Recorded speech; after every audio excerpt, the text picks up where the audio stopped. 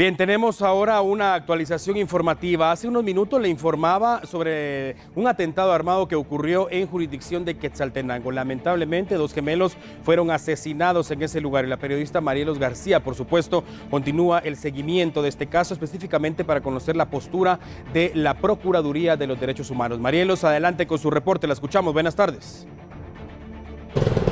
Muy buenas tardes, Alan, y es que hablando del tema de la violencia, sabemos que el transporte público es un sector que se ve bastante afectado ante esta situación. El día de hoy pues tenemos conocimiento que se registró un ataque armado en uno de los municipios de Quetzaltenango.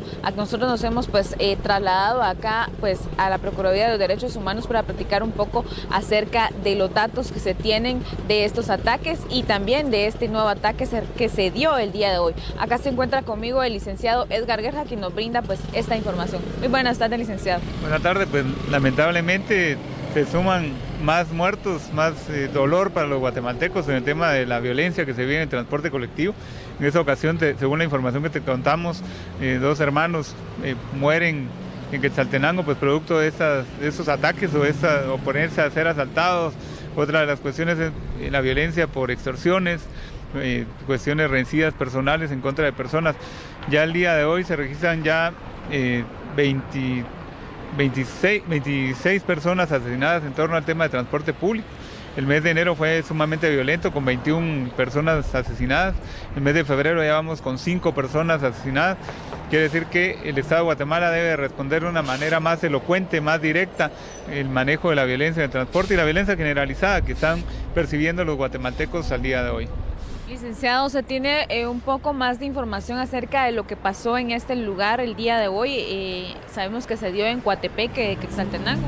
Se tiene la información que sucedió en Coatepeque, aparentemente pudo haber sido por venganza personal o por oponerse a ser asaltados, que es el diario vivir de los guatemaltecos realmente en los autobuses de transporte colectivo.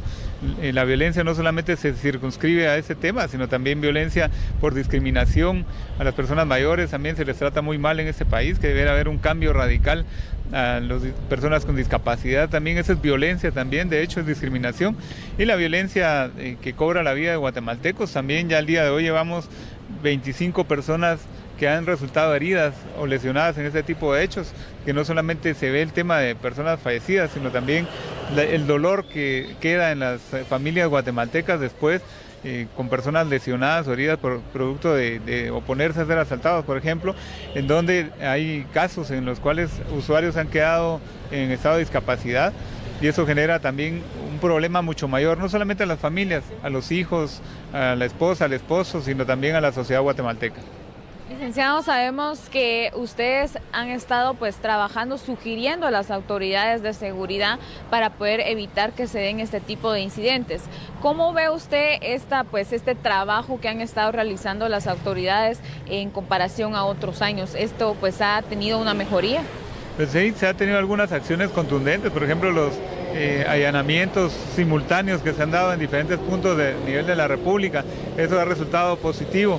También las pesquisas o las requisas, mejor dicho, que se han dado en los centros de privación de libertad también, pero se requieren acciones mucho más contundentes, mucho más estructurales, como el tema de evitar el hacinamiento que se da en los centros de detención de privación de libertad. También una reforma a la Policía Nacional Civil es importantísimo, también la dignificación de los agentes de policía, las tareas conjuntas con otras, por ejemplo con el Ejército, para resguardar la vida de los guatemaltecos, que eso es lo principal. Resguardar la vida del guatemalteco es un mandato constitucional y es un derecho humano elemental.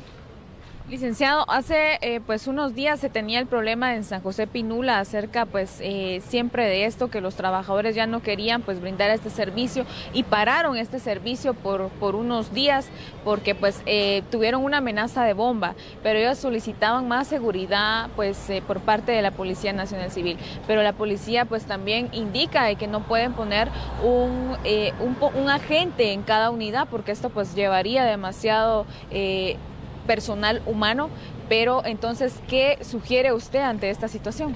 Aquí es elemental, no solamente San José Pinula, estamos hablando de San Juan Zacatepeque, estamos hablando de San Pedro Ayampuc, de otras áreas. Villanueva, por ejemplo, con los buses de Cotrahuín, Amatitlán es otro de los lugares que está infestado, pues obviamente del tema de la violencia. No alcanzaría realmente ni uno, ni mucho menos dos agentes de policía en cada autobús. Estamos hablando de solamente en transporte exurbano cerca de 50.000 autobuses y microbuses que circulan a diario en el país. Ahí estaríamos hablando de 50.000 agentes de policía por lo menos. Otra situación sería el transporte urbano de la ciudad de Guatemala, de Quetzaltenango también, que está asediada por este tipo de violencia. Estaríamos hablando de por lo menos unas 80.000 personas de PNC dedicadas solamente al resguardo de los autobuses, no digamos las extorsiones que están dando en mercados de barrio. Estamos hablando de repartidores de agua potable, vendedores de alimentos, frituras, etcétera. No alcanzaría. Aquí la estrategia sería otra, la cual ellos deberían de tener un poco más de creatividad, o deberán de tener mucha más creatividad. El uso de la tecnología resultará importantísima. El cambio de algunas leyes que no permiten actuar al Estado de Guatemala se resulta vital. También la infraestructura en Guatemala en el tema carcelario está muy, pero muy por debajo de los estándares internacionales, que debiera haber condiciones mucho más seguras, digamos, para los guatemaltecos, que hay requisas que resulta que los internos tienen armas como para armar una pequeña guerra, y eso resulta pues lamentablemente negativo para la sociedad guatemalteca. Licenciado, hablando de los lugares donde se registran estos ataques en contra del transporte público, ¿cuáles son los más peligrosos? Estamos hablando del municipio de Misco, municipio de Villanueva, en la ciudad de Guatemala, o el municipio de Guatemala. Estamos hablando, por ejemplo, en zona 18, zona 6, estamos hablando de la península de la Betania. San Miguel Petapa es otro de los municipios asediados por estos grupos de extorsionistas. San José de Pinula, por ejemplo. En el interior de la República estamos hablando de Quetzaltenango.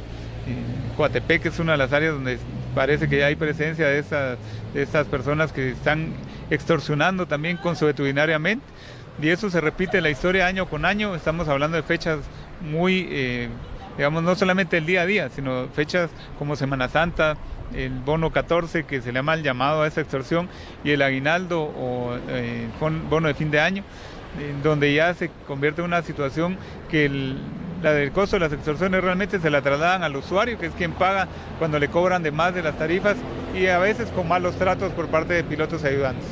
Gracias, licenciado, por esta información que nos acaba de brindar. Compañeros, como ya ustedes pudieron escuchar en estudio, pues esta es la información que la PDH tiene en cuanto pues al tema de los ataques al transporte público. El licenciado Edgar Garayar mencionaba pues que al momento van 26 personas muertas en lo que va de este año, lo cual pues él ya ha hecho nuevamente un llamado a las autoridades para utilizar nuevas estrategias para pues combatir este flagelo pues que está afectando a miles de usuarios en nuestro país.